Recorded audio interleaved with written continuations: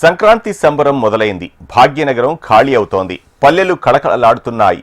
నగరవాసులు సొంతూళ్లకు పయనమవుతుండటంతో 65వ number జాతీయ రహదారిపై వాహనాల రద్దీ విపరీతంగా పెరిగింది. ఎక్కడికక్కడ సిబ్బందిని అప్రమత్తం చేస్తూ వాహనాలు నిలవకుండా క్లియర్ చేస్తున్నారు. ఈసారి గతానికి భిన్నంగా అధికారులు స్వయంగా హైవేపై రంగంలోకి దిగి పర్యవేక్షిస్తున్నారు. కొర్లపాడు టోల్ ప్లాజా దగ్గర ఏర్పాటు చేసిన మెడికల్ క్యాంప్ను నల్గొండ ఆర్డీఓ అశోక్ రెడ్డి పరిశీలించారు. ట్రాఫిక్ రూల్స్ పాటిస్తూ వాహనదారులు సురక్షితంగా తమ గమ్యస్థానాలకు చేరుకోవాలంటున్న ఆర్డీఓ అశోక్తో మా ప్రతినిధి Paramesh face to face. Hyderabad Vijayawada 65వ జాతీయ రహదారిపై సంక్రాంతి పండుగ సందర్భంగా వాహనాల రద్దీ కొనసాగుతుంది. ఏదైతే హైదరాబాద్ నుంచి విజయవాడకు వెళ్ళేటటువంటి వాహనదారులకు ఎలాంటి ఇబ్బందులు కలగకుండా అధికారులు అయితే పూర్తి స్థాయిలో ఏర్పాట్లు చేశారు. ఇప్పటికే పలు చోట్ల కూడా ఇటు పంతంగి టోల్గేట్ కావచ్చు, కొర్లపాటు టోల్గేట్ దగ్గర కూడా ఎలాంటి ఇబ్బందులు కలగకుండా ఇప్పటికే అధికారులు పర్యవేక్షిస్తున్నటువంటి పరిస్థితి ఉంది. ఆర్డీఓ అశోక్ గారు మనతో మాట్లాడాలనుకున్నారు. ఇక్కడ ఉన్నటువంటి పరిస్థితులు ఏంటి, ఇక్కడ వాహనదారులు ఎలాంటి ఇబ్బందులు ఎదుర్కొంటున్నారు అనే విషయాలు అయితే మనతో మాట్లాడడానికి అశోక్ గారు ఉన్నారు. సార్ చెప్పండి, ఈ టోల్గేట్ల వద్ద ఎలాంటి ఏర్పాట్లు చేశారు? ముఖ్యంగా మరి సంక్రాంతి పండుగ సందర్భంగా తెలంగాణలో దక్షిణ తెలంగాణలో ఉన్నటువంటి సూర్యాపేట జిల్లా కావచ్చు, ఖమ్మం జిల్లా కావచ్చు, అదేవిధంగా కోస్తాంధ్ర ప్రాంతాలకు పోయే వాహనాల కోసం రాష్ట్ర ప్రభుత్వం ఆదేశాల మేరకు ముఖ్యంగా నల్గొండ జిల్లా మంత్రివర్యులు గౌరవ కోమటిరెడ్డి వెంకరెడ్డి గారు ఒక 10 రోజుల క్రితమే సెక్రటరియట్లో ఉమ్మడి జిల్లా కలెక్టర్లు, ఎస్పీలతో అదేవిధంగా రవాణా శాఖ అధికారులతో నేషనల్ హైవే టీంతో ముందస్తు చర్యల్లో వారు మీటింగ్ తీసుకోవడం జరిగింది. ఈ మీటింగ్లో భాగంగా 9, 10, 11 తారీఖులలో పండుగ సెలవుల సందర్భంగా నేషనల్ హైవే 65 మీద ట్రాఫిక్ జామ్ ఉంటుందన్న ఆలోచనతో వారు జిల్లా వ్యాప్తంగా ఎక్కడైతే బ్లాక్ స్పాట్లు ఉన్నాయి, ఇరుకైన జంక్షన్లు ఉన్నాయో అక్కడ ప్రత్యేకంగా టీంలు ఏర్పాటు చేసేందుగా గౌరవ జిల్లా కలెక్టర్లను ఆదేశించడం జరిగింది.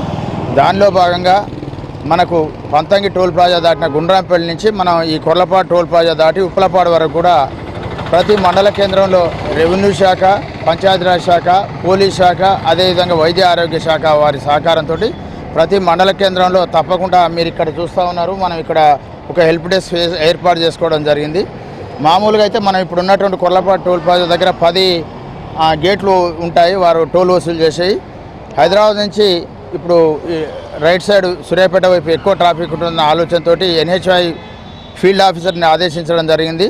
8 టోల్ గేట్లు సూర్యాపేట వైపు వదిలేస్తూ 2 హైదరాబాద్ వైపు వేయడం జరిగింది. ప్రతిరోజు యావరేజ్గా మనం ఉన్నటువంటి కొర్లపాటు టోల్ ప్లాజా దగ్గర 20,000 వాహనాలు పోతాయి. కానీ ఈరోజు మిడ్నైట్ నుంచి ఇప్పటి వరకు మనకున్న సమాచారం నేషనల్ హైవే అధికారులు చెప్తున్నారు, సార్ మా రికార్డు ప్రకారం 32,000 వెహికల్స్ పోయినాయి అన్నారు.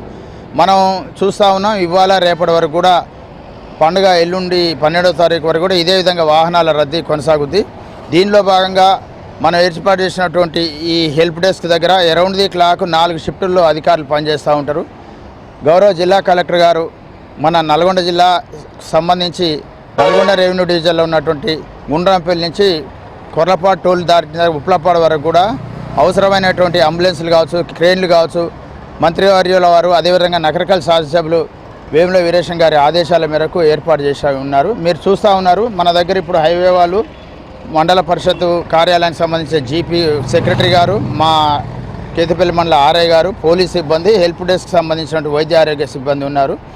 ఇదే రద్దీ ఇంకో రోజున్నర పాటు కొనసాగుద్దని మేము ఆశిస్తున్నాం. అంటే ముఖ్యంగా ఈ వాహనదారులు ఏదైతే విజయవాడ వైపు వెళ్తున్నారో వీళ్ళు భోజనాలకు కావచ్చు, ఇంకా వేరే విషయాలలో కూడా హోటళ్ళ దగ్గర ఆపుతున్నారు. అవి రోడ్డు పక్కనే ఉండడం వల్ల కొన్ని యాక్సిడెంట్లు జరిగేటటువంటి అవకాశం ఉంటుంది కదా, దీని మీద ఎలాంటి చర్యలు తీసుకుంటారు? ఇప్పుడు మీరు అన్నటువంటిది విలువైన సూచన. ఇదే సూచన ఎస్పీ సారు మన పోలీస్ సిబ్బంది వారికి కూడా సూచించడం జరిగింది. ఎక్కడైతే వెహికల్ పార్కింగ్ లేదో ఆ భోజనాలశాలలో ఉన్నటువంటి హోటల్ సిబ్బంది ముందే హెచ్చరించడం జరిగింది, మీరు హోటల్ క్లోజ్ చేసుకోవాలంటూ. వెహికల్ పార్కింగ్ ఉన్నటువంటి చోట మాత్రమే పార్కింగ్ సక్రమంగా చేసే విధంగా చర్యలు తీసుకునేటట్టు ఆ సంబంధిత పోలీస్ స్టేషన్లో ఆదేశించడం జరిగింది. ఏదైతే పెద్దకాపర్తి దగ్గర ఉన్నటువంటి ఇరుకు రోడ్డు వల్ల భారీగా ట్రాఫిక్ జామ్ కూడా అవుతుంది, నిమ్మలంగా కదిలేటటువంటి అవకాశం ఉంటుంది కదా, వాటికి సంబంధించిన ఏర్పాట్లు ఏమన్నా పరిశీలించారా, ఎట్లా ఉన్నాయి అక్కడ? ఇప్పుడు నేను మార్నింగ్ నుంచి నేను డిఎస్పీ గారు ఈ హైవే మీద ఈ విధంగా తిరగడం జరిగింది. నేను ఒక 1 అవర్ క్రితం పెదకాపర్తికి సంబంధించినటువంటి ఫ్లైఓవర్ దగ్గర, అదేవిధంగా చిట్యాల సెంటర్లో ఉన్నటువంటి ఫ్లైఓవర్ దగ్గర ప్రత్యక్షంగా పరిశీలించడం జరిగింది.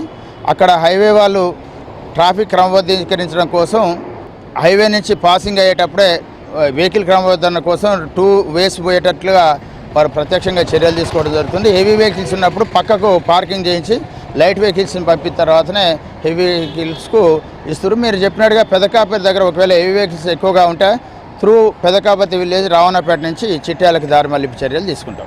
సో ఇది పరిస్థితి. ఏదైతే పండగకి వెళ్ళేటటువంటి వాహనదారులకు ఎలాంటి ఇబ్బందులు కలగకుండా ఇటు ప్రభుత్వం తరపు నుంచి అయితే అన్ని ఏర్పాట్లు పూర్తి చేశామని చెప్పేసి, ముఖ్యంగా ఏదైతే టోల్గేట్ల దగ్గర కావచ్చు, నిర్మాణ పనులు జరుగుతున్నటువంటి స్థలాల్లో ఏదైతే ఉందో ఇక్కడ కొంత ఇబ్బందులు జరుగుతున్న మాట వాస్తవేనని చెప్పేసి అక్కడ డైవర్షన్ కూడా ఏర్పాటు చేశామని చెప్పేసి ఎక్కడ కూడా ఎలాంటి ఇబ్బందులు జరగకుండా దాదాపుగా ఇప్పటికే 32,000 వాహనాలు కూడా ఈ టోల్గేట్ల గుండా ఆంధ్ర వైపు వెళ్ళాయని చెప్పేసి, రేపు ఎల్లుండి కూడా భారీగా వాహనాలు వెళ్ళేటటువంటి పరిస్థితి ఉంటుంది కాబట్టి వాటికి కూడా పూర్తి స్థాయిలో ఏర్పాటు చేశామని చెప్పేసి, సిబ్బందిని కూడా షిఫ్ట్ల వైజ్ ఏర్పాటు చేశామని చెప్పేసి, వాహనదారులు ప్రశాంత వాతావరణంలో తమ గమ్యస్థానాలకు చేరుకోవాలని చెప్పేసి, ముఖ్యంగా వెళ్ళేటటువంటి టైంలో భోజనాల కోసం ఆగేటటువంటి వాహనదారులు ఏవైతే ఉన్నారో పార్కింగ్ ఉన్నటువంటి వాటి దగ్గరే ఆగాలని చెప్పేసి రోడ్డు పక్కన ఆపడం వల్ల యాక్సిడెంట్లు జరిగేటటువంటి అవకాశం ఉంటుంది కాబట్టి వాహనదారులు కూడా పోలీసులకు కానీ ఇటు రెవెన్యూ సిబ్బందికి సహకరించి ప్రశాంతమైన వాతావరణంలో తమ గమ్యస్థానాలకు చేరుకోవాలని చెప్పేసి ఆర్డీఓ చెప్తున్నటువంటి పరిస్థితి అయితే ఉంది. ఇది ఇక్కడ